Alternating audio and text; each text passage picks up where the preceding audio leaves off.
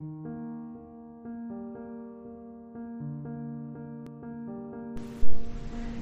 Students, मैं वेद प्रकाश वर्मा। हमारे YouTube channel vision academy में मैं आपका स्वागत करता हूँ। आज हम शुरू कर रहे हैं बायोटेक्नोलॉजी, प्रिंसिपल एंड प्रोसेसेस। तो चलिए शुरू करते हैं।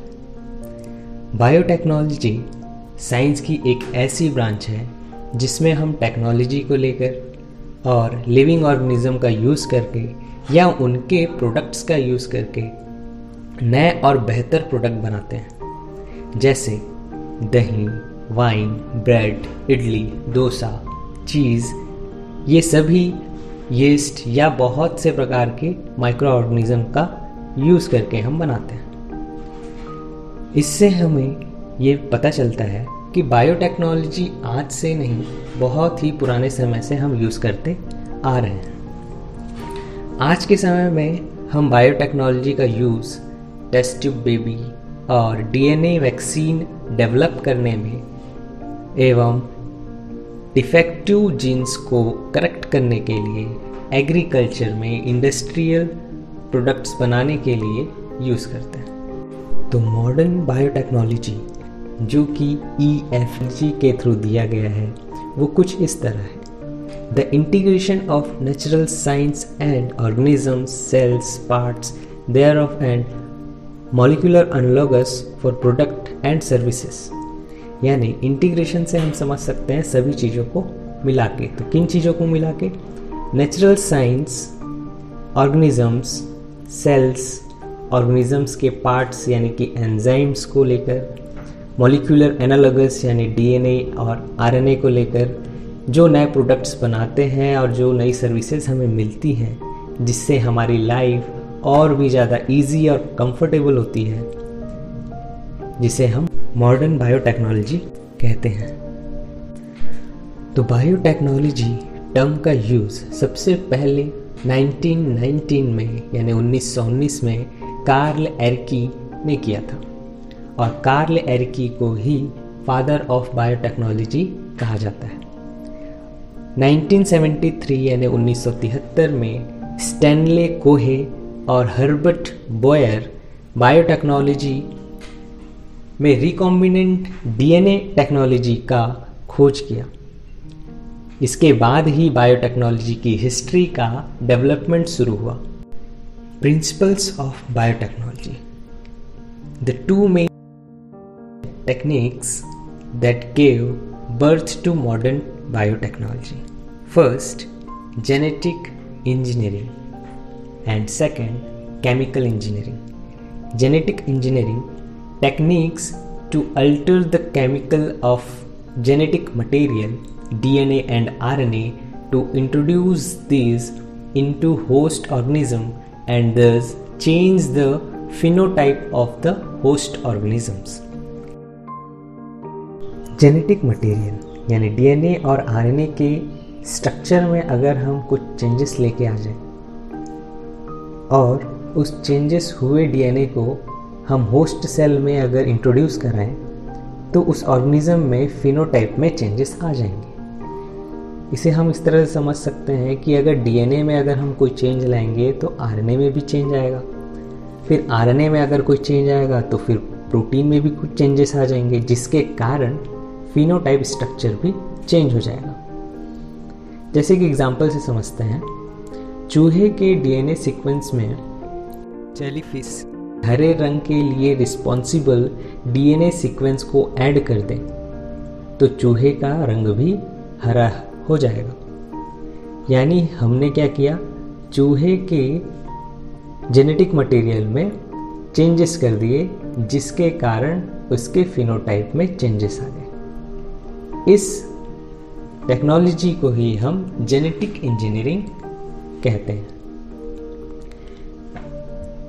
अब हम आते हैं chemical engineering. It involves maintenance of sterile microbial contamination free condition in chemical engineering processes to have growth of only the desired microorganisms eukaryotic cell in large quantity for the manufacture of biotechnological products such as antibiotics, vaccines, enzymes, medicines, hormones, etc. इसे हम ऐसे समझ सकते हैं कि genetic engineering में जो भी प्रोडक्ट हम बनाते हैं तो उसके आसपास के इन्वायरमेंट को स्टेराइल बनाया जाता है, यानी कि वहाँ पे जो भी माइक्रो ऑर्गेनिज्म होते हैं उन सब को हटा दिया जाता है, जिससे फ़ायदा ये होगा कि जो डिज़ायर्ड माइक्रोब्स हैं सिर्फ वही ग्रो करेंगे, जिससे हमको लार्ज स्केल में जो प्रोडक्ट्स हम बना रहे हैं वो हमको मिल पाएंगे।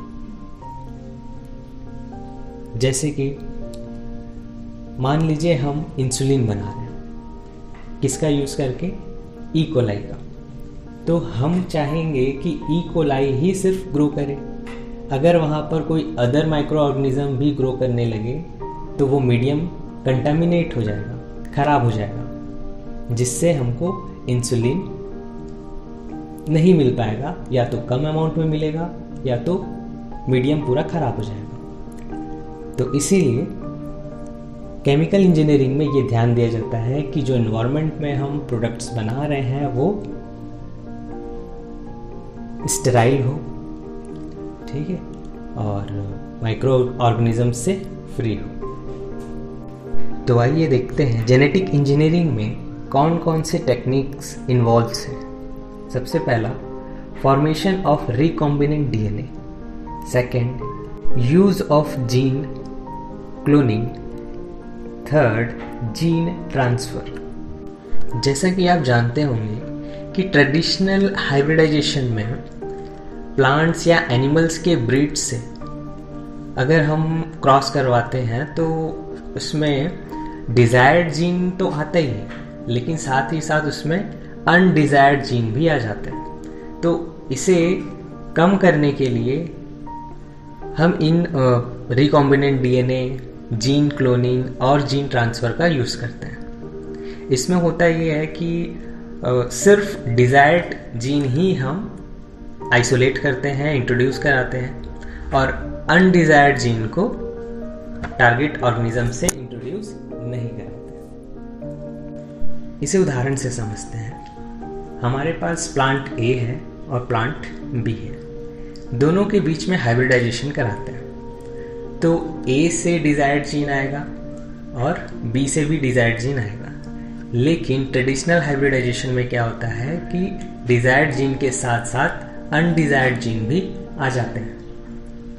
तो इनसे बचने के लिए, अनडिज़ायर्ड जीन को अवॉइड करने के लिए, ओवरकम करने के लिए हम जेनेटिक इंजीनियरिंग का हेल्प लेते हैं, जिसमें हम सिर्फ डिज़ायर्ड जीन को ही आइसोलेट करते हैं और अनडिज़ायर्ड जीन्स को अवॉइड करते हैं। नेक्स्ट आगे बढ़ते हैं।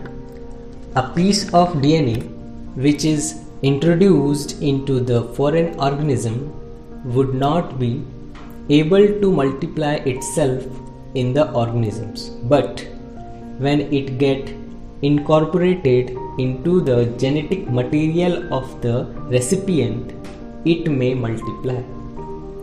चलिए इसे समझते हैं। फॉरेन ऑर्गेनिज्म के डीएनए पीस को अगर हम डायरेक्ट होस्ट ऑर्गेनिज्म में डालते हैं तो वो मल्टीप्लाई नहीं होगा, लेकिन जब हम फॉरेन ऑर्गेनिज्म के डीएनए पीस को किसी वेक्टर में इंजेक्ट करके फिर होस्ट सेल में इंट्रोड्यूस कराएंगे तो वो मल्टीप्लाई होने लगते हैं। यानी कि हमको रिकॉम्बिनेंट डीएनए का यूज़ करके ही होस्ट सेल में इंट्रोड्यूस कराना पड़ेगा। यानी फॉरेन ऑर्गेनिज्म के डीएनए पीस के लिए वेक्टर का होना ज़रूरी है। वेक्टर में डीएनए पीस को इंजेक्ट करके उसे होस्ट ऑर्गेनिज्म में अगर हम डालें तो वो फॉरेन मल्टीप्लाई होने लगते हैं, क्लोनिंग बनाने लगते हैं। नेक्स्ट क्लास में हम देखेंगे कि रिकॉम्बिनेंट डीएनए टेक्नोलॉजी में कौन कौन से टूल्स का यूज़ होता है। तो आज के क्लास में इतना ही। Okay, thank you, bye bye.